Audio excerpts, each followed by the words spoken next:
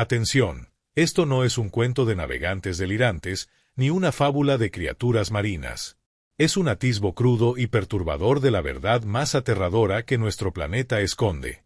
Debajo de las olas más tranquilas, en abismos donde la luz del sol jamás se atreve a penetrar, algo ha estado esperando. No por siglos, sino por eras geológicas. Una entidad tan antigua que la propia memoria de la Tierra se doblega ante su existencia.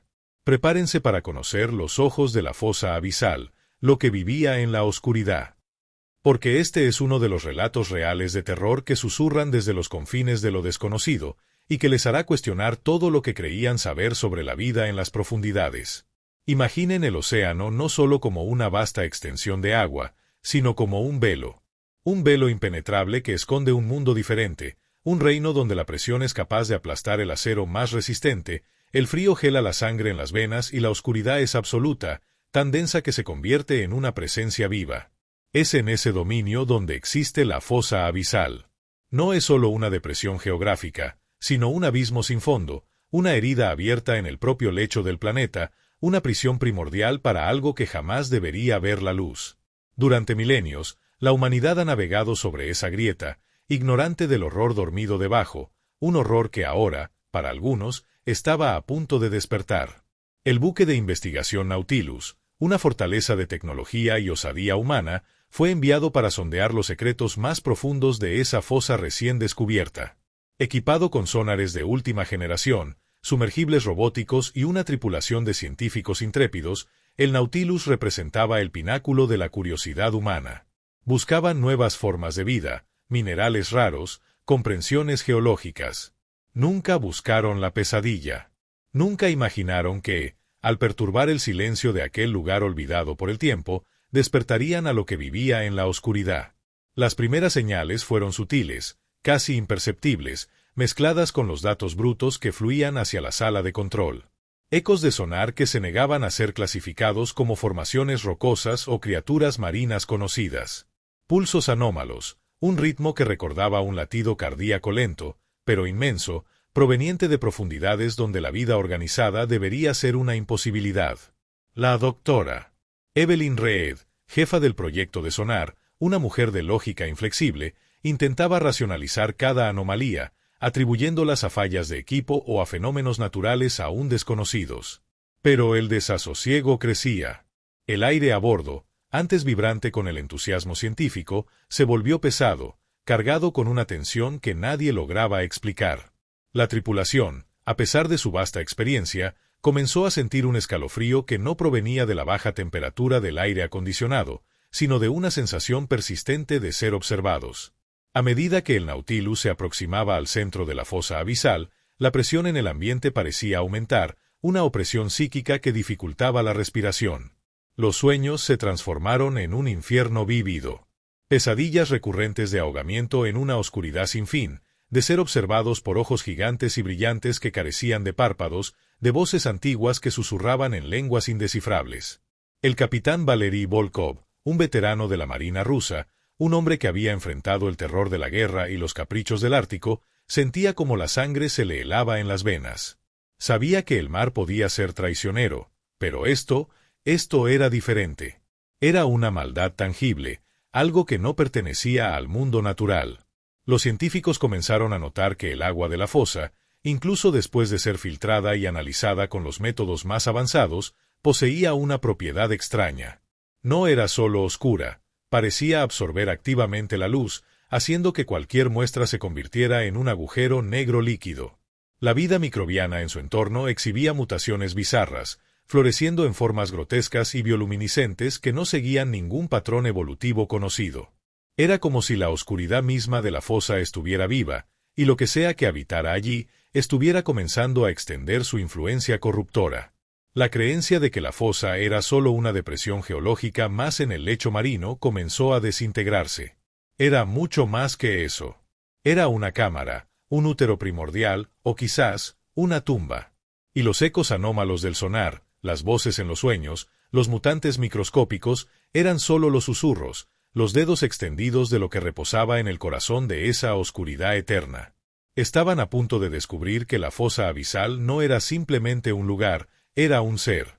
y que sus ojos, las manifestaciones visibles que algunos marineros ya habían relatado en leyendas ancestrales, eran solo el punto de contacto, la pequeña parte de una entidad colosal e indescriptible que, tras milenios de letargo, comenzaba a despertar. Lo que vivía en la oscuridad era más antiguo que la humanidad, más profundo que cualquier océano conocido. Su existencia desafiaba la propia lógica y comprensión. Y el Nautilus, en su intrépida búsqueda de conocimiento, estaba a punto de convertirse en el buque que sacaría a la luz esa aterradora verdad, revelando no solo los ojos de la fosa abisal, sino el verdadero horror que se ocultaba detrás de ellos. La expedición, que había comenzado como una noble aventura científica, estaba a punto de transformarse en una desesperada lucha por la supervivencia de la cordura y la vida misma, contra algo que había esperado en silencio durante incontables milenios, y que ahora, por fin, estaba despertando de su largo sueño. Si esta inmersión en la oscuridad te ha hecho sentir el frío de la verdad, si la idea de un terror primordial te consume, déjanos tu me gusta. Comparte tus teorías en los comentarios. ¿Qué crees que realmente ha vivido, o aún vive, en esa fosa abisal?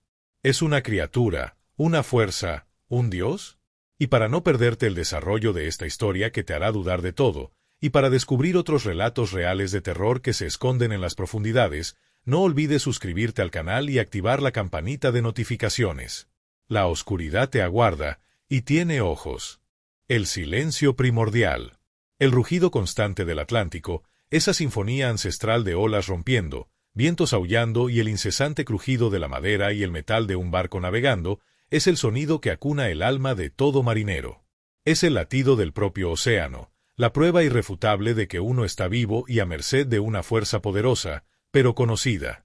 El capitán Valery Volkov, con décadas de experiencia en su haber, había navegado en tormentas que convertían el aire en un aullido ensordecedor y en calmas que permitían escuchar el susurro de la brisa. Pero nada, absolutamente nada, lo había preparado para el tipo de quietud que abrazó al Nautilus al acercarse al centro de la fosa abisal. Fue el silencio primordial. No era simplemente la ausencia de sonido, era una presencia. Una masa densa y asfixiante que se posó sobre el buque, ahogando cada ruido, cada eco. El Nautilus, una maravilla de la ingeniería moderna, con sus motores potentes y sus sistemas de ventilación zumbando, se transformó en un fantasma silencioso. El capitán Volkov, de pie en el puente, normalmente lleno de la suave cacofonía de los instrumentos y las voces de la tripulación, se encontró en un vacío auditivo tan absoluto que podía oír el siseo de su propia respiración. Era un silencio que gritaba, que vibraba en sus tímpanos, no por lo que escuchaba, sino por lo que no escuchaba. Las olas alrededor del buque, antes danzantes y ruidosas, ahora se elevaban y caían con una solemnidad inaudita, sin producir el menor murmullo, como si estuvieran hechas de seda en lugar de agua. La bruma que se había cernido sobre ellos era tan densa que absorbía cualquier eco, cualquier sonido que osara intentar escapar. Los marineros, acostumbrados al bullicio constante, se miraban con ojos llenos de desconcierto, luego de aprensión. Un tripulante en la cubierta, que limpiaba el acero, dejó caer una llave inglesa. El ruido metálico, que en circunstancias normales resonaría, apenas produjo un clink ahogado y apagado. Era como si el aire mismo se hubiera vuelto tan espeso que amortiguaba el sonido, absorbiéndolo por completo. La doctora Evelyn Reed, en la sala de sonar, reportó que sus equipos no captaban nada. El océano, a esa profundidad, debería haber sido un coro de vida abisal, de ecolocalización de ballenas y delfines, de los movimientos de las corrientes. Pero el monitor del sonar era una línea plana y sin vida, un electrocardiograma de un paciente muerto. El abismo, por primera vez, estaba completamente mudo. Esta quietud no era un fenómeno natural.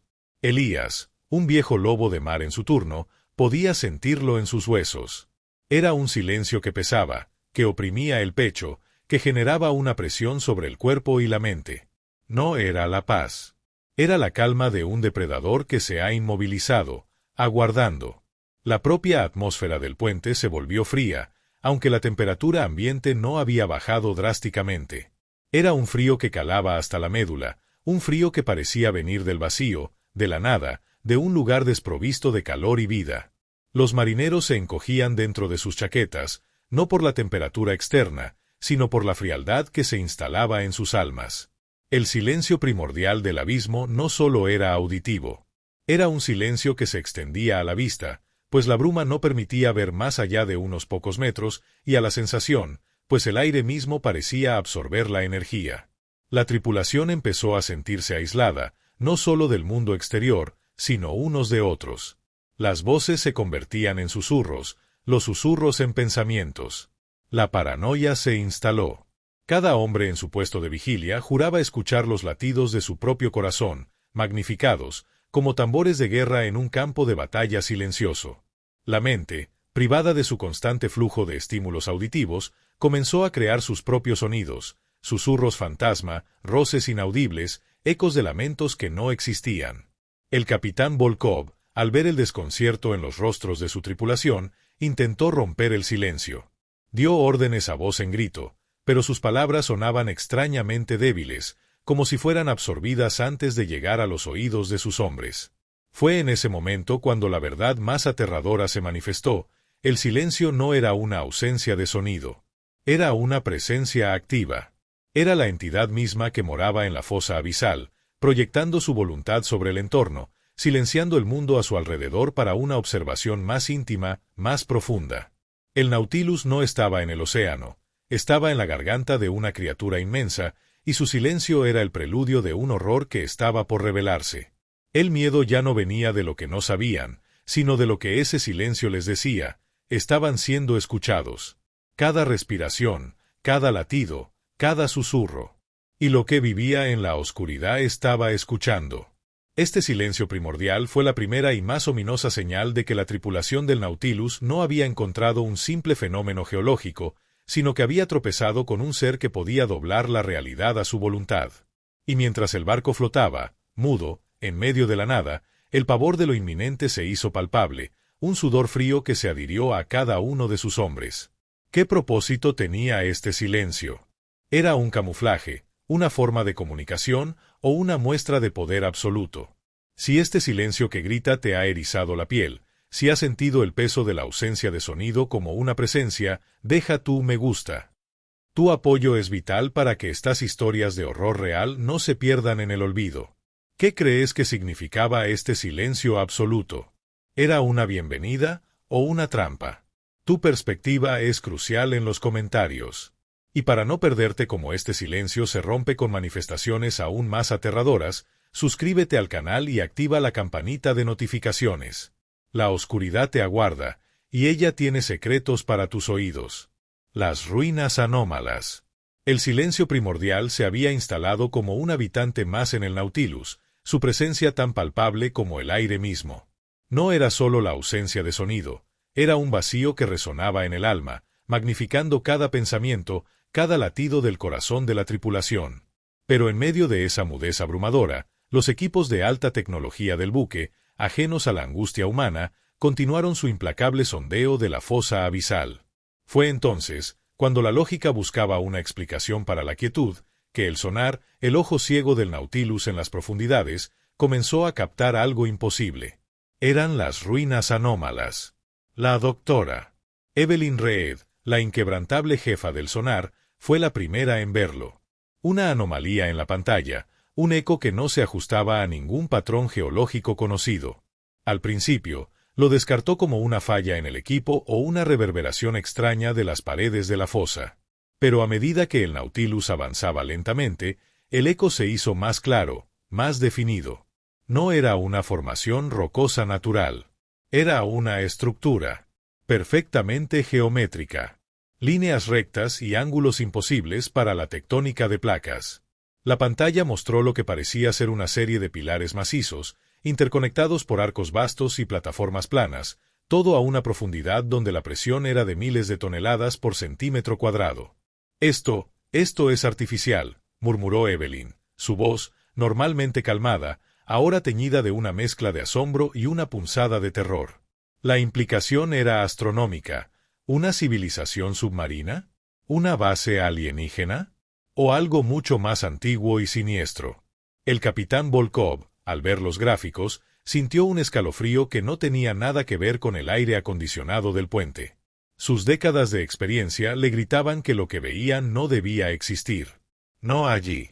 A esa profundidad, la erosión debería haber borrado cualquier rastro de estructuras construidas, y la presión las habría aplastado hasta convertirlas en polvo. Pero esas formas se alzaban, inmaculadas, como si hubieran sido creadas para resistir los eones del abismo. La decisión fue instantánea. El submarino de inmersión profunda, el Leviatán, sería desplegado para una confirmación visual. Los científicos estaban eufóricos, a pesar del silencio opimpresor. Era el hallazgo de la era, el sueño de todo oceanógrafo. Pero los marineros, los hombres de mar, aquellos que vivían de los presentimientos, observaban con creciente aprensión. Sus ojos reflejaban el miedo que el silencio ya les había susurrado. El descenso del Leviatán fue una tortura silenciosa. El sonar del sumergible enviaba imágenes cada vez más nítidas. Las estructuras se alzaban desde el lecho marino como una ciudad muerta. Monolitos de un material negro y liso, que no reflejaba la luz del sumergible, sino que parecía absorberla. Eran vastas, ciclópeas, diseñadas con una arquitectura que desafiaba la comprensión humana, vastas escalinatas que conducían a la nada, pórticos colosales que se abrían a la oscuridad. El terror no vino de ver un monstruo, vino de ver el trabajo de una inteligencia. Pero una inteligencia que no era de este mundo, ni de este tiempo. Las ruinas no mostraban signos de erosión, de desgaste por la corriente o por el tiempo. Parecían haber sido construidas ayer, o haber existido desde siempre, desafiando el paso de las eras. Cuando el Leviatán finalmente llegó a las estructuras, las cámaras HD enviaron las primeras imágenes a las pantallas del Nautilus. La sala de control se quedó en silencio, roto solo por jadeos de horror. Lo que vieron no era solo una ciudad. Eran altares. Columnas grabadas con símbolos que no se parecían a ninguna escritura conocida, pero que, de alguna manera, imprimían una sensación de terror en la mente. En el centro de una vasta plaza, se alzaba una estructura piramidal, su vértice cortado, como si algo gigantesco hubiera sido arrancado de su cima. Y en las paredes de los edificios, esculpidos con una precisión imposible, había innumerables ojos. Ojos sin párpados, que miraban fijamente, idénticos a los que Elías había visto en sus pesadillas. El descubrimiento de las ruinas anómalas fue un golpe devastador para la moral del Nautilus. Los científicos, confrontados con lo inexplicable, pasaron de la euforia a una fascinación mórbida. La doctora Reed, en particular, se obsesionó con los símbolos, intentando descifrarlos, sus ojos fijos en las imágenes, sin darse cuenta de que la misma locura que había consumido a los constructores de esas ruinas podría estar esperando por ella. Los marineros, por su parte, se negaban a mirar las pantallas. Sabían que aquellas ruinas no eran un hallazgo, eran una advertencia. Una trampa. El hogar de lo que vivía en la oscuridad. El silencio primordial que rodeaba la fosa adquirió un nuevo significado. No era un vacío, sino un velo, una cortina de sonido que ocultaba la verdad, y ahora, esa verdad había sido revelada. El Nautilus no había encontrado una ciudad perdida, había encontrado una prisión, o quizás, una tumba. Y el silencio no era para proteger a la humanidad de lo que allí yacía, sino para que lo que allí yacía pudiera observarlos, sin ser perturbado. Este descubrimiento no solo cambió los libros de historia, sino que destrozó la concepción misma de la existencia humana. ¿Quién construyó esto? ¿Para qué? ¿Y qué era lo que había dejado su huella, su mirada, en cada pilar, en cada arco de este lugar olvidado?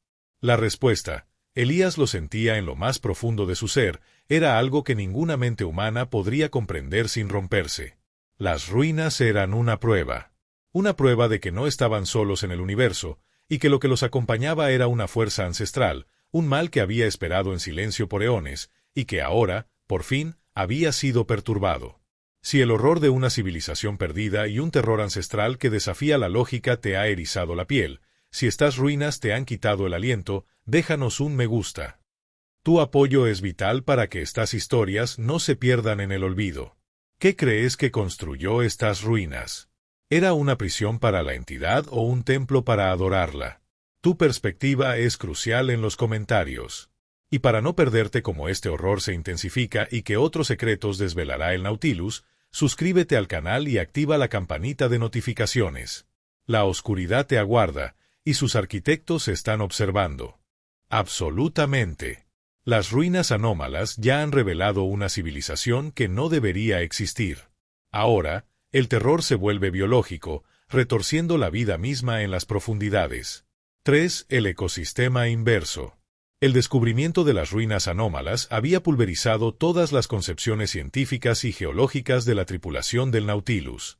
Esas estructuras ciclópeas, inmunes al paso del tiempo y a la presión aplastante, se alzaban como un monumento silencioso a una inteligencia ajena, un testamento de lo que vivía en la oscuridad. Pero la verdad más perturbadora no residía solo en la piedra, sino en la vida que se había adaptado a su sombra. Cuando los RO versus vehículos operados remotamente se aventuraron a explorar los alrededores de las ruinas, lo que encontraron desafió toda lógica biológica conocida, el ecosistema inverso.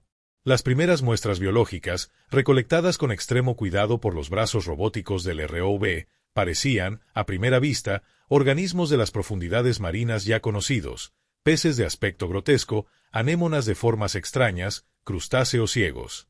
Sin embargo, la doctora Clara Smith, la bióloga marina principal, una mujer cuya vida había sido dedicada al estudio de la vida en los ambientes extremos, notó anomalías. Las criaturas no emitían bioluminiscencia, como cabría esperar en la oscuridad total del abismo. Por el contrario, parecían absorber la luz. Cuando el potente foco del ROV se posaba sobre ellas, no solo no brillaban, sino que la luz a su alrededor parecía atenuarse, como si las criaturas mismas estuvieran succionando los fotones del ambiente, envolviéndose en una sombra aún más densa. Era como si su existencia se basara en la negación de la luz, no en su producción. El asombro inicial de la doctora Smith pronto se convirtió en una creciente inquietud. Estas criaturas no se alimentaban de detritos orgánicos que caían de la superficie, ni de quimiosíntesis a través de chimeneas hidrotermales. Los análisis preliminares indicaban que absorbían algún tipo de energía residual, una energía que parecía provenir directamente de las propias ruinas o de la presencia que emanaba de ellas. Su metabolismo era un enigma, un desafío a la ley de conservación de la energía. No solo absorbían la luz, sino que prosperaban en el frío extremo, en la ausencia total de estímulos, como si la vacuidad y el vacío fueran su alimento. Eran un reflejo biológico de la oscuridad misma. Peces con pieles que parecían agujeros negros diminutos, medusas que se movían sin propulsión visible, solo como sombras danzantes que hacían la oscuridad más profunda a su alrededor. La forma en que se movían era igualmente perturbadora. No nadaban con la fluidez de otras criaturas marinas, se deslizaban, casi flotaban, con una lentitud deliberada, como si el tiempo se ralentizara a su alrededor. Sus ojos, cuando los tenían, eran pequeñas esferas oscuras que, en lugar de reflejar la luz, parecían absorberla, dejando solo una oscuridad más profunda.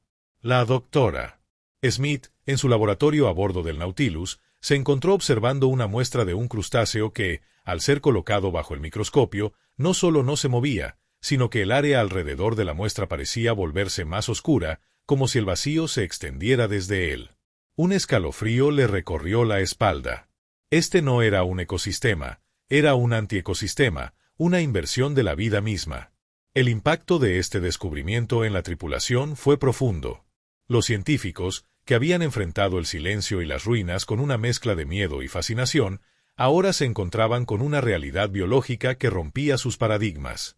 Si la vida podía prosperar absorbiendo luz y energía, ¿qué significaba eso para las leyes de la física?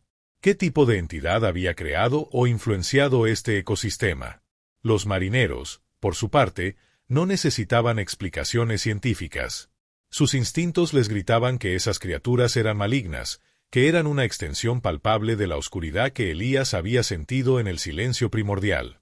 La sola idea de que la vida pudiera prosperar no de la luz, sino de la ausencia, era una afrenta a la naturaleza, una prueba de que algo profundamente antinatural gobernaba la fosa abisal. El regalo del abismo, el objeto pulsante en la cubierta, ahora adquirió un nuevo y aterrador significado. ¿Era el objeto una especie de matriz para estas criaturas? ¿O era el corazón que bombeaba la energía negativa de la que se alimentaban? La doctora Smith notó que las pulsaciones del objeto en la cubierta se sincronizaban extrañamente con los patrones de absorción de energía de las muestras que tenía en el laboratorio. Era como si el objeto no solo emitiera una presencia, sino que también cultivara una forma de vida que era intrínsecamente oscura, una extensión biológica de lo que vivía en la oscuridad. La presencia de este ecosistema inverso comenzó a afectar sutilmente al propio Nautilus. Las luces en ciertos compartimentos parpadeaban sin razón, como si algo estuviera absorbiendo su energía. Las baterías se descargaban más rápido. Las plantas a bordo, traídas para dar un toque de vida verde al buque, comenzaron a marchitarse y morir inexplicablemente. El aire se sentía más frío, más pesado, como si la energía misma estuviera siendo drenada.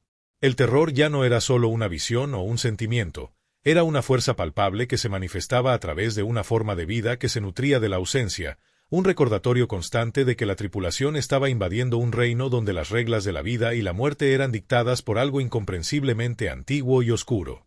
Si la idea de una vida que se alimenta de la oscuridad y la ausencia te ha helado la sangre, si la inversión de las leyes naturales te aterra, deja tu me gusta.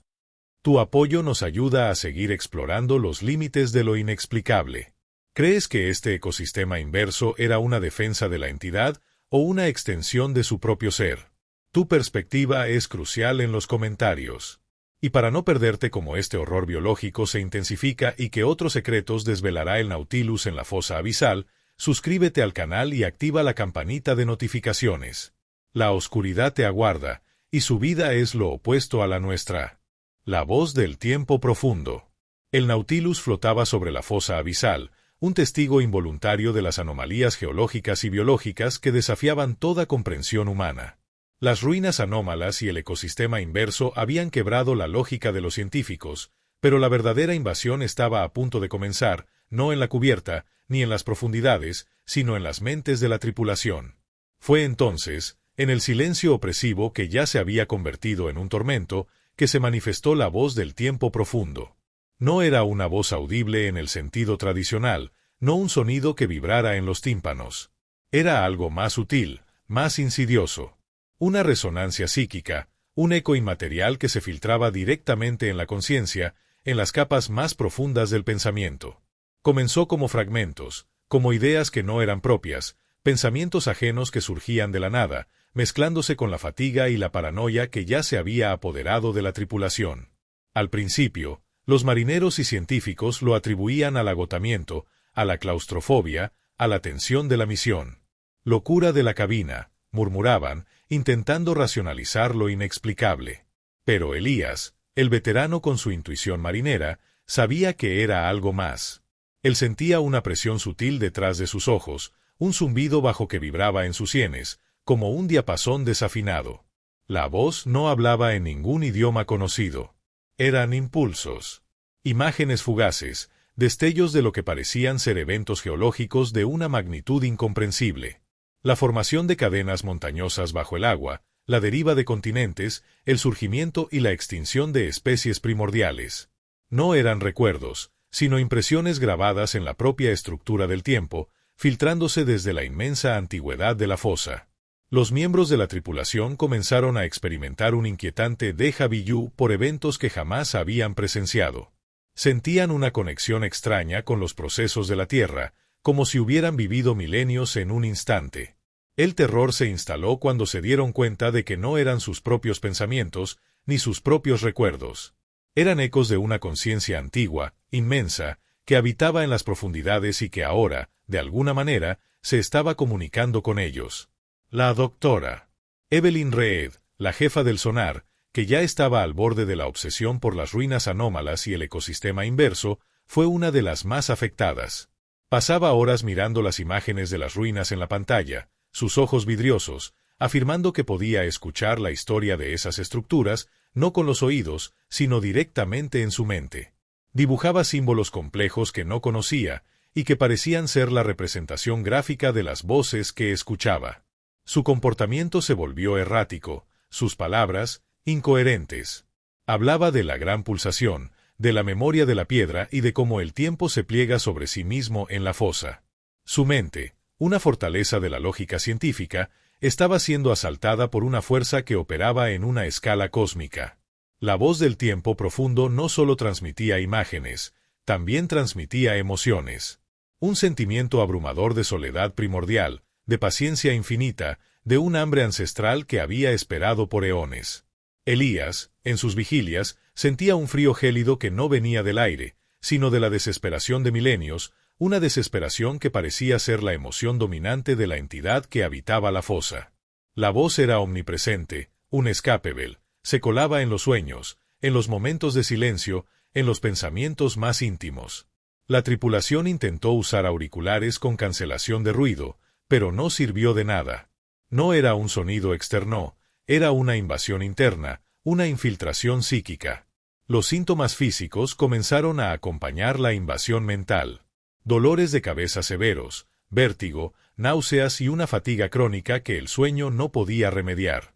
La capacidad de concentración se desvanecía. Los marineros cometían errores en sus tareas, su mente distraída por los susurros y las visiones del tiempo profundo. La jerarquía a bordo se desintegraba a medida que la paranoia y la desesperación crecían. ¿Quién estaba realmente escuchando la voz? ¿Quién estaba más afectado? Las acusaciones y la desconfianza se intensificaron, mientras la tripulación se volvía contra sí misma, manipulada por una conciencia que operaba en un nivel completamente diferente de la existencia. La entidad que moraba en la fosa abisal no necesitaba garras o tentáculos para atacar. Su arma más potente era el tiempo mismo, y su voz, una corriente de pensamientos ancestrales que inundaba las mentes de los intrusos. Era una forma de comunicación, sí, pero una que causaba locura, una que abría las mentes a una realidad tan vasta y aterradora que la cordura humana no podía soportar. El regalo del abismo, el objeto pulsante en la cubierta, parecía actuar como un amplificador, un conducto para esta voz del tiempo profundo, haciéndola más clara, más insistente, a medida que el Nautilus permanecía en la zona de la fosa. El horror ya no era solo ver o sentir, era saber. Saber lo que había vivido en la oscuridad por milenios, y que ahora, por fin, estaba hablando. Y su mensaje era de desesperación y aniquilación. Si la idea de que una voz ancestral invada tu mente y te revele horrores cósmicos te aterroriza, si la experiencia de la tripulación del Nautilus te ha hecho cuestionar los límites de la realidad, deja tu me gusta. Tu apoyo nos ayuda a seguir explorando los confines de lo inexplicable. ¿Qué crees que la entidad intentaba comunicar a través de esta voz? ¿Era una advertencia o una invitación a la locura? Tu perspectiva es crucial en los comentarios. Y para no perderte cómo esta voz se vuelve una manifestación aún más tangible y qué horrores desatará en el Nautilus, suscríbete al canal y activa la campanita de notificaciones. La oscuridad te aguarda, y ella conoce el idioma de los eones. El material desconocido. La fosa abisal había susurrado sus horrores a la mente del Nautilus, desorientando la percepción del tiempo y llenando los pensamientos con ecos de una antigüedad incomprensible. El silencio primordial y el ecosistema inverso habían quebrado las certezas científicas y las esperanzas de la tripulación. Pero la entidad que moraba en la oscuridad no solo atacaba con influencias etéreas. Su presencia era innegable, tangible, encarnada en el regalo del abismo, el objeto pulsante que ahora era el foco de una investigación que llevaría a la ciencia al borde del abismo, el material desconocido. La doctora Lena Petrova, a pesar de su creciente obsesión y el brillo febril en sus ojos, seguía siendo una científica brillante. Con la urgencia de quien sabe que el tiempo se agota, dirigió el análisis inicial del objeto en el improvisado laboratorio a bordo. Se intentó todo lo imaginable. Rayos X, espectrómetros, microscopios electrónicos, análisis de composición elemental. Los instrumentos más avanzados del Nautilus se encendieron, apuntando sus haces de luz y sus sensores a la masa pulsante. Al principio, los resultados eran simplemente confusos. Luego, se volvieron imposibles. Y finalmente, aterradores. El material del que estaba compuesto el objeto no se ajustaba a ninguna tabla periódica conocida. No era orgánico, ni inorgánico en un sentido tradicional. Los espectros de absorción eran anómalos, los átomos que supuestamente lo componían no mostraban las firmas energéticas esperadas. Algunas lecturas sugerían elementos con números atómicos que simplemente no existían en nuestro universo conocido, o isótopos tan inestables que deberían haber decaído en microsegundos, pero que allí, en el objeto, permanecían en una extraña, imposible estabilidad. Los microscopios revelaban estructuras cristalinas de una complejidad imposible, patrones que se repetían hasta el infinito, como si el objeto fuera un fractal vivo, una paradoja matemática materializada. La doctora Reed, que seguía el análisis desde su sala de sonar, ahora también inmersa en los ecos de la voz del tiempo profundo, compartía el terror de Lena. La densidad del material era inconsistente. En un momento, era tan ligero que desafiaba la gravedad, casi flotando. Al siguiente, se volvía tan denso que los brazos robóticos que intentaban moverlo casi colapsaban bajo su peso. Intentaron tomar una muestra, usando sierras de diamante y láseres de alta potencia. Las herramientas rebotaban, se doblaban o simplemente se desintegraban al contacto, como si el material tuviera una resistencia infinita. Los láseres, en lugar de cortar, parecían ser absorbidos por la superficie, desapareciendo en un abismo de luz. Era una sustancia que desafiaba las leyes de la física, una burla a la ciencia humana. Pero lo más inquietante del material desconocido eran sus propiedades activas. No solo pulsaba con su brillo verde, parecía respirar energía. Los instrumentos cercanos, si no estaban protegidos, sufrían fluctuaciones de energía inexplicables, sus baterías se descargaban en minutos, como si el objeto estuviera succionando su poder. El propio Nautilus comenzó a experimentar apagones parciales, cortocircuitos fantasma, como si el objeto se estuviera alimentando silenciosamente de la energía del buque. Y cuando un valiente técnico intentó conectar un sensor directamente al objeto, el sensor se corroyó en segundos, dejando una mancha oscura y ácida en el acero, mientras un olor a cobre quemado y carne chamuscada llenaba el aire. La revelación de la composición del objeto fue el golpe final para la psique de los científicos. Su entendimiento del universo se desmoronó. Si un material así podía existir, ¿qué más era posible? La realidad misma se volvió fluida, maleable. Para los marineros, esto no era ciencia, era una prueba palpable de que estaban lidiando con un mal, con algo demoníaco, un artefacto de lo que vivía en la oscuridad. El objeto no era solo una prueba de una inteligencia alienígena, era la propia inteligencia materializada, su cuerpo, su cáscara, un fragmento de una entidad que existía más allá de nuestra comprensión del universo. La obsesión de Lena se intensificó. Ahora, no solo susurraba al objeto, sino que intentaba explicar sus propiedades en un lenguaje científico que solo ella parecía entender, llenando pizarras con ecuaciones imposibles y diagramas de átomos que no debían existir. Sus ojos verdes brillaban con una locura lúcida, convencida de que el objeto era la clave para una nueva física, una que permitiría trascender las limitaciones del universo conocido. El regalo del abismo no era solo un hallazgo, era la encarnación de la corrupción, una sustancia que reescribía las leyes de la existencia con cada pulsación. Y la tripulación estaba atrapada en un barco hecho de metal que se comportaba como si fuera a sucumbir, que flotaba sobre un abismo donde las reglas del universo ya no se aplicaban, a merced de un material que era el cuerpo de un terror incomprensible. Si la idea de que la realidad y la ciencia sean corrompidas por una materia imposible te aterroriza, si la experiencia de la tripulación del Nautilus te ha hecho cuestionar los límites de lo real, deja tu me gusta. Tu apoyo nos ayuda a seguir explorando los confines de lo inexplicable. ¿De qué crees que estaba hecho este material? ¿Era una creación o una parte de la propia entidad? Tu perspectiva es crucial en los comentarios. Y para no perderte cómo este horror material se convierte en una manifestación aún más tangible y qué horrores desatará en el Nautilus, suscríbete al canal y activa la campanita de notificaciones. La oscuridad te aguarda, y su sustancia es el terror. La corrupción del agua. El Nautilus flotaba como un espejismo de acero en el silencio abisal, un testimonio de la locura que se gestaba a bordo. El material desconocido, el regalo del abismo, con su pulso incesante y su brillo verdoso, no solo desafiaba la física, sino que actuaba como un foco de una influencia siniestra. Después de la invasión mental de la voz del tiempo profundo y la aparición del ecosistema inverso, la entidad que habitaba la fosa abisal encontró un nuevo y más directo conducto para su terror, la corrupción del agua.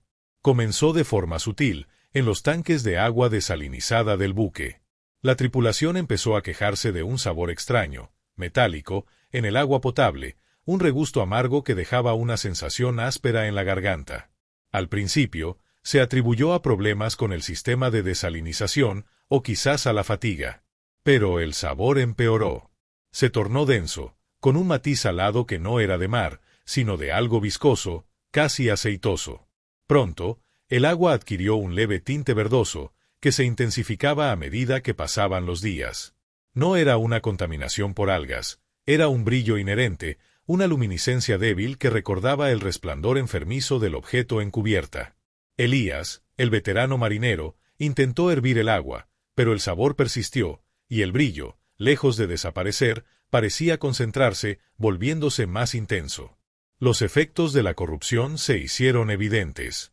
La tripulación empezó a sufrir de náuseas constantes, vómitos incontrolables y dolores de cabeza punzantes que no cedían. Las erupciones cutáneas aparecieron en la piel de quienes se lavaban o duchaban con el agua. El capitán Volkov ordenó un análisis de urgencia del agua, pero los resultados eran desconcertantes. No había bacterias ni toxinas conocidas.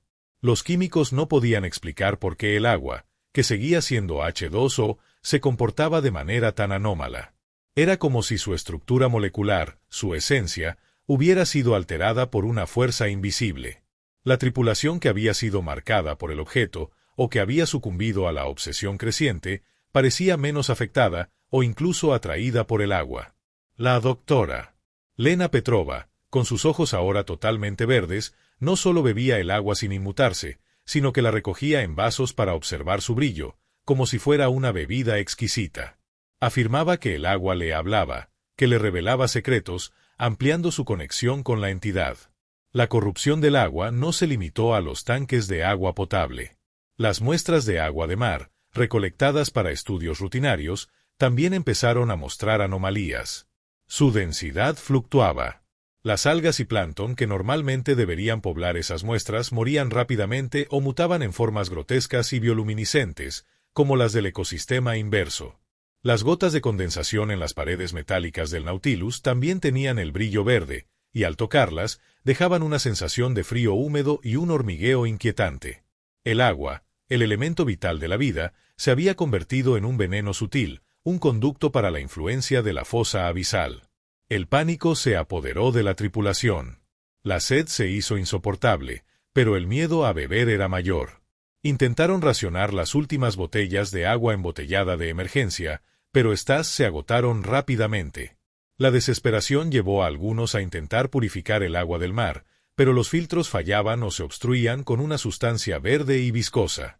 El Nautilus era ahora una trampa mortal, no por una fuga o un incendio, sino porque la misma agua que lo mantenía a flote y a la tripulación con vida se había convertido en un agente de terror.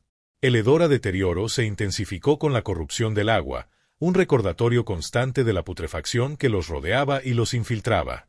Los sistemas del barco también comenzaron a sufrir. Las tuberías de agua potable empezaron a corroerse a un ritmo acelerado, goteando un líquido verde. Los sistemas de enfriamiento del motor funcionaban de manera errática, las bombas fallaban, como si la propia agua estuviera viva y hostil.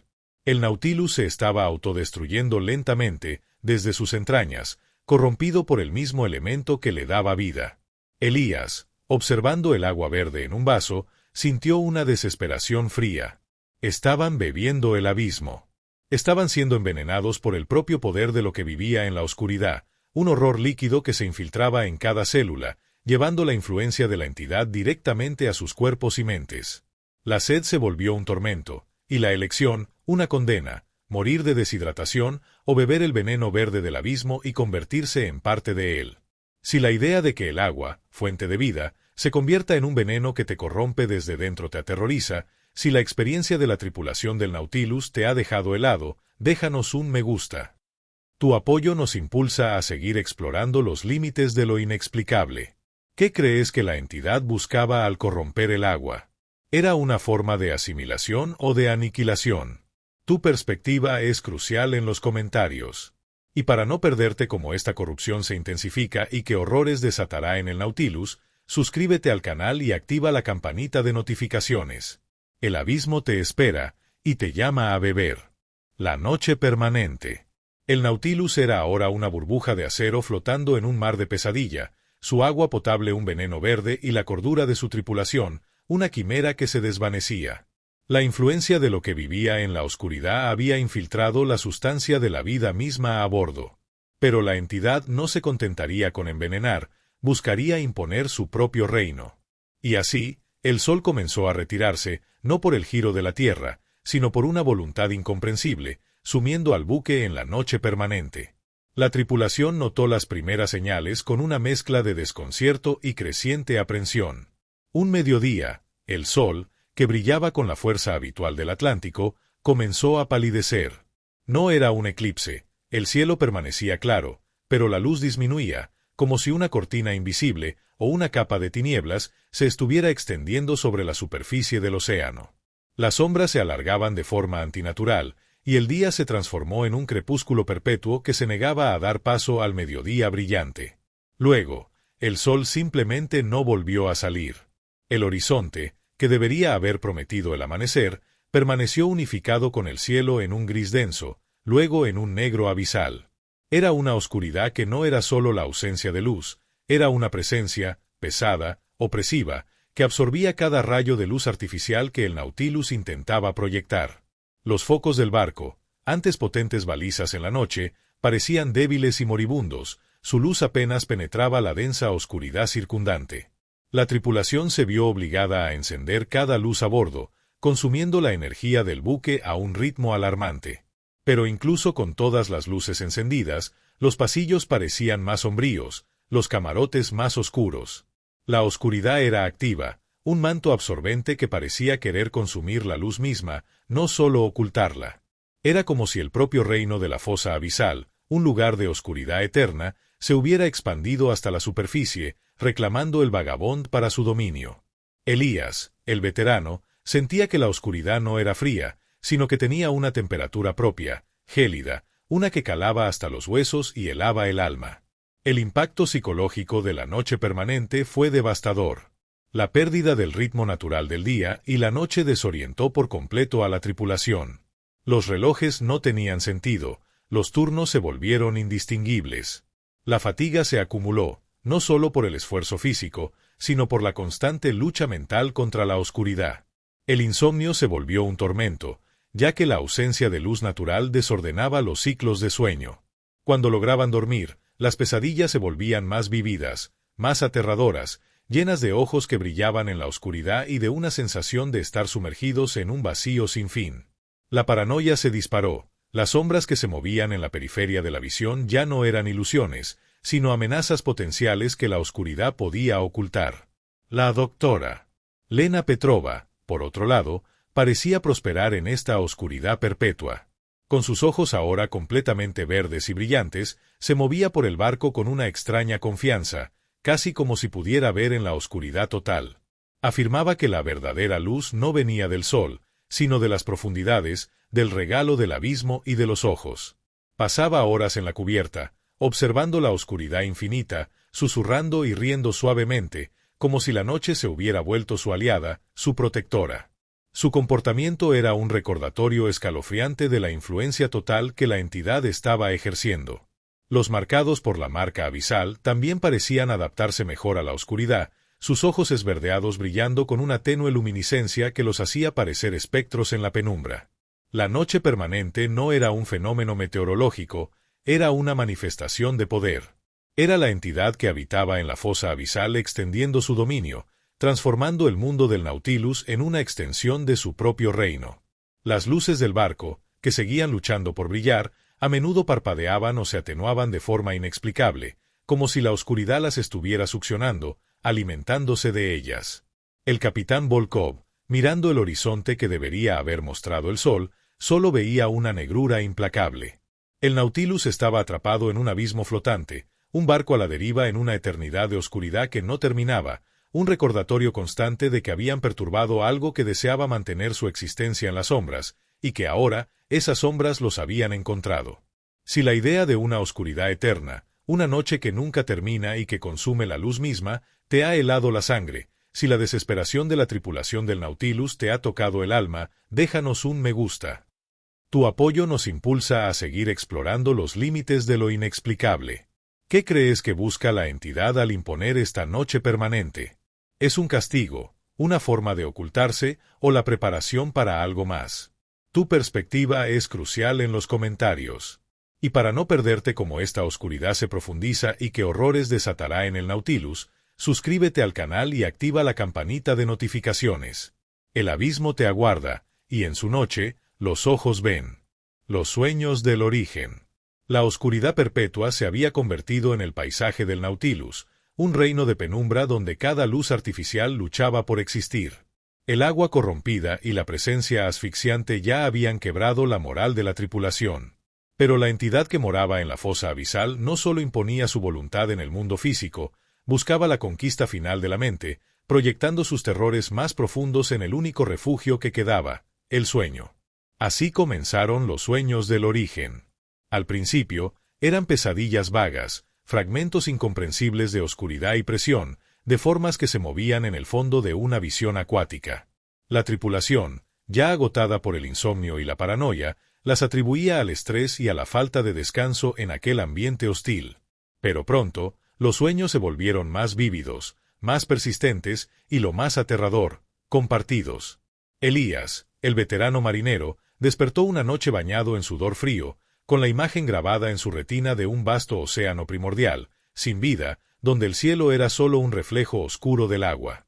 En ese sueño, una pulsación rítmica, familiar, provenía de la profundidad y de repente, dos ojos gigantes se abrían en la oscuridad, mirándolo no con amenaza, sino con una curiosidad antiquísima. Al día siguiente, en el escaso tiempo de descanso, escuchó a otro marinero describir el mismo sueño, con los mismos detalles perturbadores. El terror se instaló en sus corazones. No eran sueños individuales, eran transmisiones. Los sueños del origen se convirtieron en una tortura diaria. La tripulación, incluso aquellos que no estaban directamente marcados o obsesionados por el objeto, comenzó a experimentar estas visiones nocturnas. Los sueños revelaban fragmentos de un pasado geológico incomprensiblemente lejano. Algunos veían la Tierra en sus etapas más primitivas, océanos de lava hirviendo, luego mares primordiales cubiertos de amoníaco. Otros soñaban con la formación de la propia fosa abisal, no como un evento tectónico, sino como una herida, una boca que se abría en el planeta, y desde esa boca, algo surgía. Veían la entidad en su forma más pura y ancestral, una conciencia vasta, sin forma definida, pero con los ojos como su punto focal, observando el nacimiento del mundo, la evolución de la vida, esperando en la oscuridad. El terror no venía de ser atacado, sino de ser testigo de una historia que no pertenecía a la humanidad, una historia de un ser que había existido antes del tiempo, en la propia esencia de la oscuridad. La doctora Lena Petrova, ya completamente consumida por su obsesión, se sumergió voluntariamente en estos sueños. Para ella, no eran pesadillas, sino revelaciones. Afirmaba que la voz del tiempo profundo ahora se comunicaba a través de las imágenes oníricas, mostrándole el verdadero origen de la vida en la Tierra y el papel de la entidad en ella. Sus garabatos en el cuaderno se volvieron más complejos, más cercanos a los símbolos de las ruinas submarinas. En sus delirios diurnos, hablaba de la gran respiración, de la mente colectiva del abismo, y de cómo el objeto en la cubierta era solo un huevo o un apéndice de algo inmensamente mayor que se extendía por el núcleo del planeta. Para los demás, su lucidez en la locura era la parte más aterradora. Ella entendía los sueños, y lo que entendía la destruía. El impacto psicológico de los sueños del origen fue devastador. La línea entre el sueño y la vigilia se difuminó peligrosamente. Los marineros despertaban creyendo que aún estaban en las profundidades, o que las criaturas del ecosistema inverso se arrastraban por sus camarotes. La privación de sueño, combinada con la constante invasión mental, llevó a varios tripulantes a un estado de psicosis aguda. Algunos se volvieron catatónicos, sus ojos fijos en un punto distante, sus mentes perdidas en las visiones del tiempo profundo. Otros, desesperados, intentaron salir del Nautilus, creyendo que podían nadar hacia la luz o unirse a lo que veían en sus sueños. La paranoia se convirtió en una histeria colectiva. ¿Quién era quién? ¿Quién seguía siendo humano y quién era ya un conducto para los horrores del abismo? El regalo del abismo, el objeto pulsante en la cubierta, parecía ser el proyector de estas visiones. Su brillo verde se intensificaba durante las noches, y su pulsación se volvía más regular, más poderosa, como un faro que emitía la señal de los sueños directamente a las mentes de la tripulación. Era una forma de asimilación, una invasión final que buscaba no solo consumir sus cuerpos, sino también sus almas, transformando su percepción y su realidad para siempre. Los sueños no eran solo una manifestación del horror, eran una lección. Una lección forzada sobre lo que vivía en la oscuridad, una lección de su inmensa edad, su poder y su propósito final, un propósito que se revelaba poco a poco, sueño tras sueño, llevando a la tripulación del Nautilus al límite de lo que una mente humana puede soportar sin romperse por completo. Si la idea de que tus pesadillas sean en realidad visiones de una verdad cósmica te aterroriza, si la experiencia de la tripulación del Nautilus te ha quitado el sueño, deja tu me gusta. Tu apoyo nos ayuda a seguir explorando los confines de lo inexplicable. ¿Qué crees que la entidad buscaba al compartir sus orígenes con la tripulación? ¿Era una advertencia, una forma de asimilación o una demostración de poder? Tu perspectiva es crucial en los comentarios. Y para no perderte cómo estos sueños se vuelven una realidad tangible y qué horrores finales desatará el Nautilus en la fosa abisal, suscríbete al canal y activa la campanita de notificaciones. La oscuridad te aguarda, y ella conoce tus sueños. El material desconocido. Los sueños del origen habían desvelado fragmentos de una verdad cósmica, invadiendo las mentes de la tripulación del Nautilus con ecos de un pasado incomprensiblemente vasto y la presencia de una entidad anterior al tiempo mismo. Las visiones de mundos primordiales y la gestación de la propia fosa abisal habían dejado a los hombres al borde de la locura, atormentados por una nueva comprensión del horror. Pero esa entidad no se contentaba con atormentar, su presencia era tangible, encarnada en el regalo del abismo, el objeto pulsante que seguía siendo el foco de una investigación que ahora adquiría un significado aún más aterrador. Había llegado el momento de confrontar el material desconocido, y su composición era un grito silencioso contra las leyes del universo. La doctora Lena Petrova, ya sumida en una obsesión que la había transformado, con sus ojos verdes y esa mirada febril, continuaba su implacable análisis del objeto. Pero ahora, cada prueba, cada resultado, era filtrado a través de la lente de los sueños compartidos, de los susurros de la voz del tiempo profundo que resonaban en su mente. Ella no buscaba solo una composición química, buscaba la clave de su origen, la manifestación física de la entidad que los acechaba. Los instrumentos del Nautilus, diseñados para desentrañar los secretos de la materia, fallaban. Los espectrómetros arrojaban lecturas incomprensibles, los láseres de precisión se disipaban al contacto, y los microscopios de alta potencia mostraban patrones que desafiaban la geometría euclidiana, figuras que se repetían hasta el infinito en una paradoja visual, como si el objeto fuera un fragmento de otra dimensión. El material del que estaba compuesto el regalo no figuraba en ninguna tabla periódica conocida por la humanidad. No era un metal, no era un compuesto orgánico, ni siquiera una aleación. Las lecturas de sus elementos mostraban números atómicos que simplemente no existían en nuestro universo, o combinaciones de isótopos tan inestables que deberían haber colapsado en la insignificancia en milisegundos, pero allí, en el objeto, permanecían en una extraña e imposible estabilidad. Era como si el objeto estuviera hecho de la propia tela del tiempo o de la materia de otro cosmos. Intentar tomar una muestra era inútil, las sierras de diamante se doblaban, los taladros se fundían, y el material se negaba a ceder o se autorreparaba instantáneamente, cerrando cualquier herida con una pulsación de luz verde. Lo más inquietante del material desconocido eran sus propiedades energéticas. No solo pulsaba y brillaba, parecía absorber la vida de todo a su alrededor. Las baterías de los dispositivos cercanos se agotaban en cuestión de minutos. Los focos del Nautilus parpadeaban y se atenuaban, como si el objeto estuviera succionando su energía.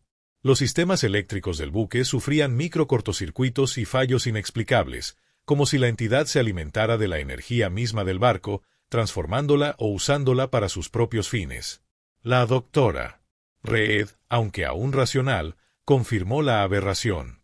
No había explicación lógica para las pérdidas de energía que el objeto generaba. Era un pozo de energía negativa, una anomalía que violaba las leyes de la termodinámica.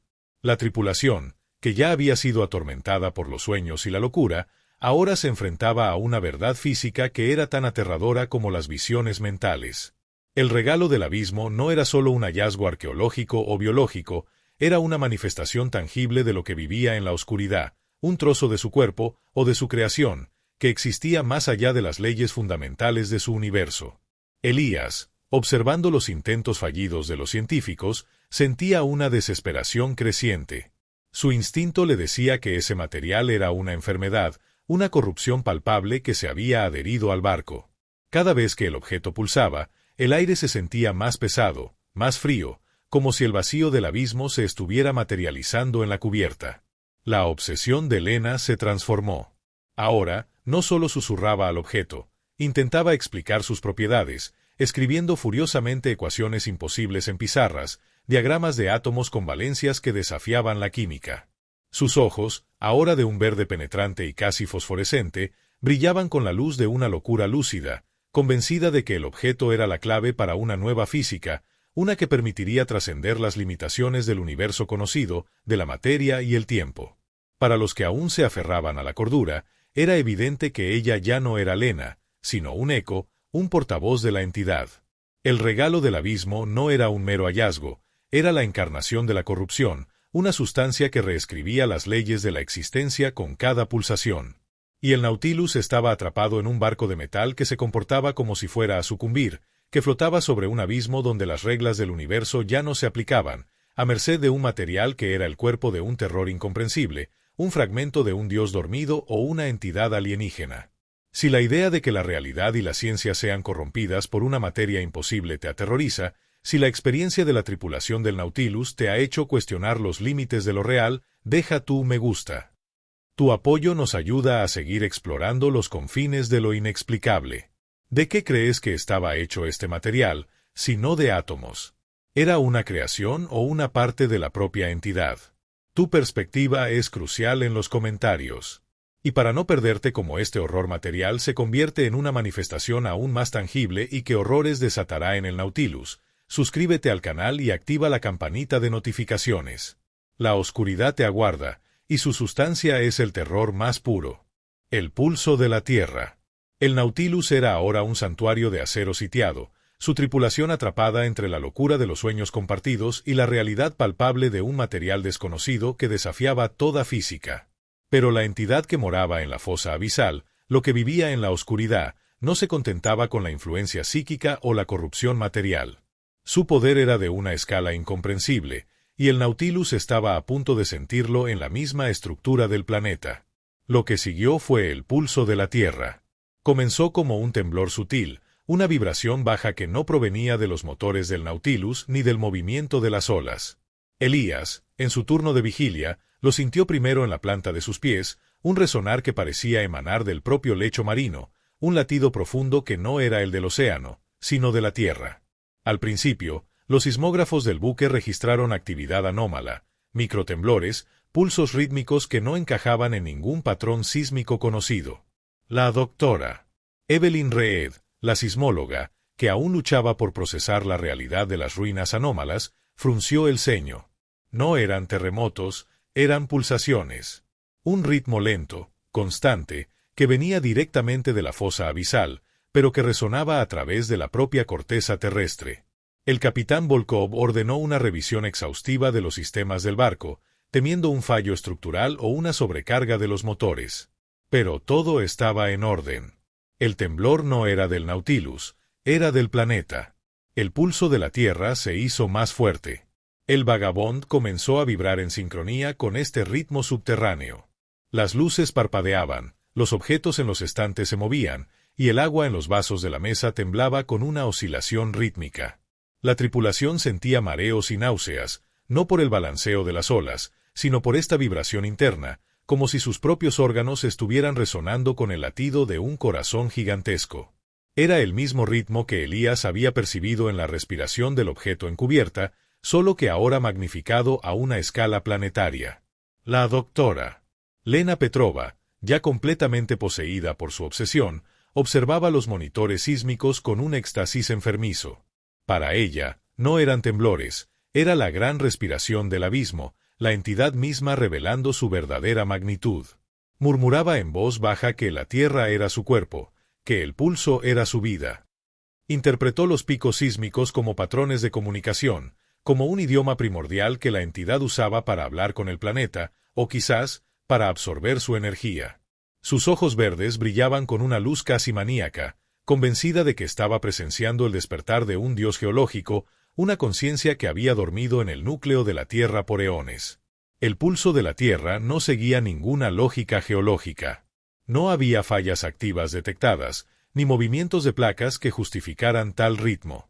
Era localizado, concentrado en la región de la fosa abisal, y parecía extenderse desde allí como ondas de energía consciente.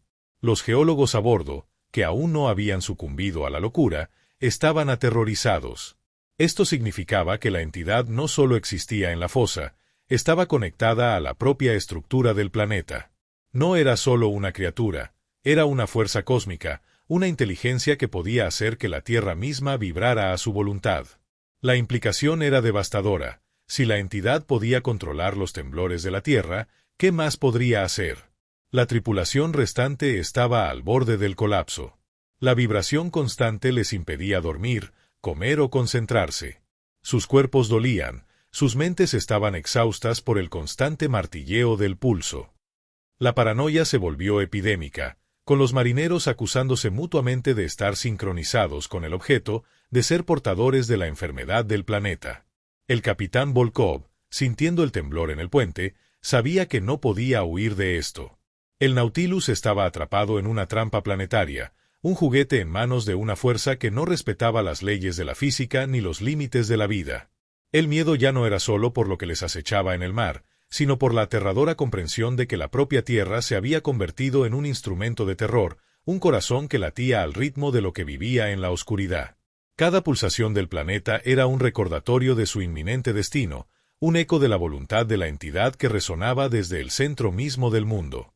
Si la idea de que la propia Tierra vibre con una pulsación alienígena te aterroriza, si la experiencia de la tripulación del Nautilus te ha hecho sentir la insignificancia humana, deja tu me gusta. Tu apoyo es vital para que estas historias de horror real no se pierdan en el olvido.